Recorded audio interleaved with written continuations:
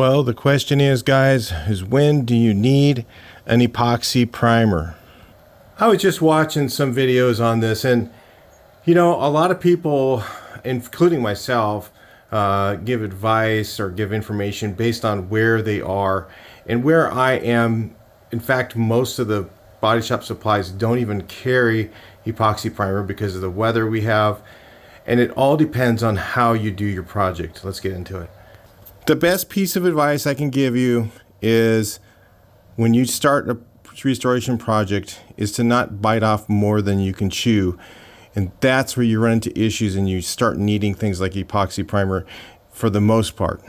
And here's how that I determine that. Like this car right here, some guys might have watched me do this and said, wow, why is he using the epoxy primer on that? I use an epoxy primer because see this weather right here? This car is sitting right where it's at, and it's got epoxy primer underneath this urethane DTM primer. I could use non-DTM because the epoxy will act as a DTM sealer. So epoxies do two things. One, they seal, okay? They seal the outside moisture from getting on the surface better than the DTM urethane primer. The second thing they do is they adhere really well. And well, they actually do three things. And the other thing they do is they seal out, like you can use it as a sealer, and it works amazing as a sealer, but it does have some problems when you do that because it's real sticky and a lot of dirt can stick to it before it can get to that point where you can recoat over it. So for your DIY guy, I would not suggest using it as a sealer for the most part. So the problems that guys have usually is this, is they start off their project, they sandblast everything to bare metal, or they take it to the guy and he dips the car in the stripping thing and whatever, and they get it back. When you do that, you need to use epoxy primer. I don't know, is this stuff like, I mean, maybe it's just like common sense would tell you that you got to get something on that metal, because if it's going to sit for a long period of time, you're going to need epoxy primer or something to keep that metal from rusting before you get primer on it. Now, personally, what I've always done for the last 40 or 50 years, 40 years, 40 plus years, is I do my work one panel at a time. And I would highly suggest that you would do yours the same. Instead of going out and sandblasting the whole thing and getting it all to bare metal, strip one panel. And there's times when you have to do that, okay? You get something that's like super cancer rusted out underneath. You might have to go under there and just strip everything, get it all sandblasted, get it all done, get it all epoxy primered. But I don't like to do that, okay? The reason I personally don't do that is because now I've got to see on this car right now, if I got to do some more hammering on this, let's say I want to use my little spot welder right here, and I want to pull out some of these low spots. Now I'm going to have to grind that off to bare metal again, and then use that spot welder on there. Or if I'm going to do some cutting and welding, I might have to do that. Have to get rid of the primer that's on there.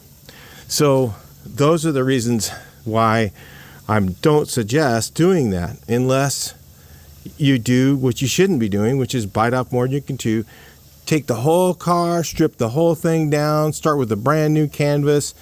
Usually when somebody does that, they lose interest in the project. Unless you're a professional in a shop, you lose interest in the project. You're just not going to finish it because you've gone too far. And it's a lot easier to do one panel at a time and see the accomplishment being done. Like this car, I got this part ready. This just needs block sanding, another coat of primer, one more block, done. Okay, this here, it got ahead of me because I kind of had to bite off more than I could chew on this thing because, for instance, this gap sucks, okay? And getting that right is going to take a lot of time. And also over here, you can see it's touching over here. This is a very difficult, slow-going situation. So for me to go, and try and, I can't just do like this panel will be done, this panel will be done, that panel will be done. I have to kind of work on this whole area. So on this car, I'm using an epoxy primer underneath everything on this back portion. I may not use it everywhere, because when I get to the point where I've got this all fixed and I start to go around over here, I'm probably not going to need to use the epoxy primer here, because I'll just do this panel and I'll go ahead and finish it out, and I'll have it inside at that point probably. And then I'll do this panel, straighten it out, do the bodywork, prime it with DTM urethane, which lasts a bit of time. Like the DTM urethane I was using on this was Tamco. Their stuff is almost an epoxy primer. It's really good. And so are the ones like Euro from Refinish Depot. Some of those are really good primers, and if they saw some moisture, they would hold that out pretty well. So you may not need to use an epoxy primer, and then sometimes you might. It just depends on a lot of different things. So if you're in a high moisture area, you're in something like Florida, I mean, almost everything you're going to have to do is epoxy primer. You're almost always going to have to do it, because I mean, even if that panel's one day in the 4 hours in the weather, you know, it's probably going to start rusting. So you're probably going to have to just strip it, shoot it right away with epoxy, and then do your metal work and do your body work and do your, you know, whatever, and then get some kind of, maybe put epoxy over that, okay, a coat of epoxy over the body work to keep it sealed, and then go over that with your DTM urethane. So your system is going to change based on the climate you're in. If you're in Hawaii, you got such high moisture there, you're gonna have to go right to epoxy right away. I'm just trying to give you guys the idea of when you need it. It's because when you go to epoxy, it's because you don't want it to start rusting before you get the work done on the car. You don't, and rust happens very quickly. It'll start corroding a little tiny bit, and you may not even see it. And it'll be underneath your paint, you know, and that's not good. So you want to have, whatever you do, you want to complete that right away. That's, you know, and also in a lot of areas, have it inside where there's a moisture controlled climate. You know, that helps a lot as well. So if you watch videos of a guy in England and he says, hey, you got to use epoxy primer on everything, well, that's because of where he's at. You know, there's real heavy moisture there. Same thing in some areas of Australia where they're near the ocean. Yeah, you know, the moisture comes very, very quick. In Texas, moisture comes very, very quick. If you can get a section of your bodywork done and get to primer usually that same day, you're usually going to be okay. It depends on where you're at, though. If you got really high moisture area, maybe not. In California, Arizona, Nevada, a lot of the neighboring states here, even Oregon, as long as you're not like in the winter in Oregon, maybe that wouldn't work out. But if you're in Washington, maybe you're going to have to use epoxy primer. You know, you'll see it a lot more at the paint stores in the areas where you really need it. In California, it's very rare that you need it.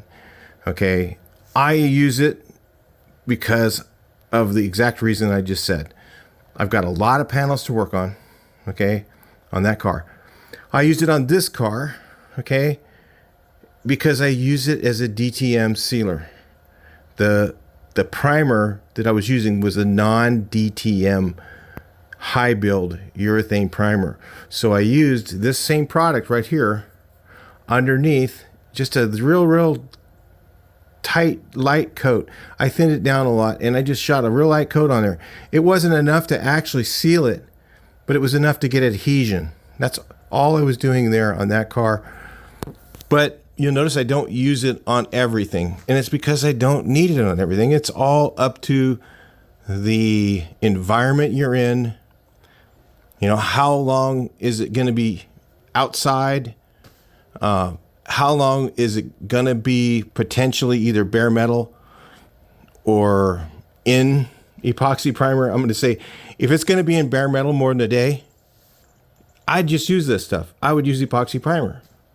You know, I usually will do like, I'll do this fender till I'm done. Okay. Sometimes it's overnight, but I'll have the fender inside, okay, where it's not going to get moisture on it. And then I'll do my body work and get it all ready, and I'll shoot my DTM urethane on it. And then I'll go ahead and finish that out and get that all ready for paint. And then I go to the next panel, and then I'll keep that fender or that part inside the garage where it's not going to get moisture on it. And I'll do the next one, same way. The next one, the same way. Because listen, we used to not ever have epoxy primer. There was no such thing back in the old days. And that's how you had to do it with the old lacquer primers. You had to keep it inside, and it worked. And guys got good paint jobs back then. So they got good paint jobs that are better now. Actually, the paint and the primers they have now are better than the old lacquer stuff that we used to use. It wasn't that great, but you had to keep it inside until you got to paint. So if you do that, then you probably don't need epoxy primer. If you're in a high moisture area, even if you do that, you still might want to use it. It's up to you. You have to look at your situation. And the funny thing is, everybody wants a cookie cutter way to do it. They want you to go, oh, if I just start it here and I do this process, this process, this process, this process, and this process, and this process, I'm going to end up with perfect results. Guess what? It's never the same. I've been doing painting my whole life. I painted signs, I painted cars, I painted all kinds of stuff, okay? And every situation is different. And you got to get used to being able to adapt to what your situation is. And the guys that go, hey man, I want a cookie cutter way. I want, a little, give me a laundry list. Start here, do this, do this, do this, do this, do this, okay? You kind of have to look at your situation and kind of adapt that for the products you're going to use, okay? There's some things I can tell you, when I do my body work, you straighten your metal, I put on my filler. You can do that before or after epoxy primer. If you're using the proper filler, it all depends on what filler you're using. All that makes a difference too. You can't just grab any filler off the shelf and just go put it over epoxy. It may not be ready for that. It may be one that requires to be over bare metal. You got to read the labels. You got to read everything you're doing before you do it. You know how much time I've spent reading data sheets over the years. Tons. I've read every data sheet for every product I ever use. And I look at that data sheet and it tells me everything, how to prepare the metal, how to prepare the stuff, and does it need to go over bare metal? How much bare metal can it go over? Some say, it can go, it's a DTM over this no more than the size of a quarter. You got to really read this stuff, okay? And then you get to that point where okay, this one's really good, that one's not very good. And then sandability, and there's all these different things. So, but the process is basically do your metal work, do your Bondo filler before or after epoxy. You put your DTM urethane or urethane high build. If you don't need it. If you're not over bare metal, you can use the regular urethane high build. But I always choose the one that says DTM. Okay, DTM means direct to metal. I'll use that, do my blocking, sand it, do one more coat, sand that, and usually I'm ready for paint. Okay, and if I want to do really, really nice work, I'll do one more coat of primer and one more sanding. So if you're going to the full extent, trying to make it really, really perfect, and you can do that. And then sometimes you're going to seal before you paint, and sometimes you're going to not seal depending on if you have cut-throughs. If you have cut-throughs, you need to seal everything. If you don't have cut-throughs, you may or may not want to use sealer. And it's up to you. And then use, put down your base coat, put down your clear, buff it, sand it, buff it. You're done. That's usually the normal process. But there's in between those things, there's a lot of different things you can do. And some people will say, oh, this is the right way, this is the wrong way. It may not be that way. There's so many grays. Okay, you may want to use epoxy. Maybe you need to use epoxy primer and you didn't. and maybe you don't use epoxy primer, but you think you needed to. And, you know, there's just all this stuff because there's stuff all over the internet, you know, now. And you kind of got to use your brain, you know. You got to sit down, you got to read, you know, you got to sit down and read, you know, those little fine little tiny letters, you know, read the label on the product. Look, if you find the data sheets are the better way, you can go and look up that product number and look up the data sheets, and it'll tell you all the stuff about it and how to prepare the metal, or if it says go over bare metal, or if it just says not to go over bare metal, you know, all that stuff's on there usually. And then find out what you need to do for your situation. Your situation is going to be different than a guy who lives in Florida. If you live in California, if you live in Arizona, it's going to be different. If you live in the UK, it's going to be different. If you live in Australia in a hot zone, it's probably going to be more like California. If you live in Australia and you live in a coastal area, it's probably going to be more like Florida. You know, so your system is going to vary based on where you're at. And, you know, I've made the mistake of just trying to tell people, you know, I don't use it, but I'm thinking, you know, well, I don't know their situation. Okay. Everything I do is based on my situation. All right. So I thought I'd just make a video on this. I'll talk to you guys in the next one. Please like, share, and subscribe. Hope this helps.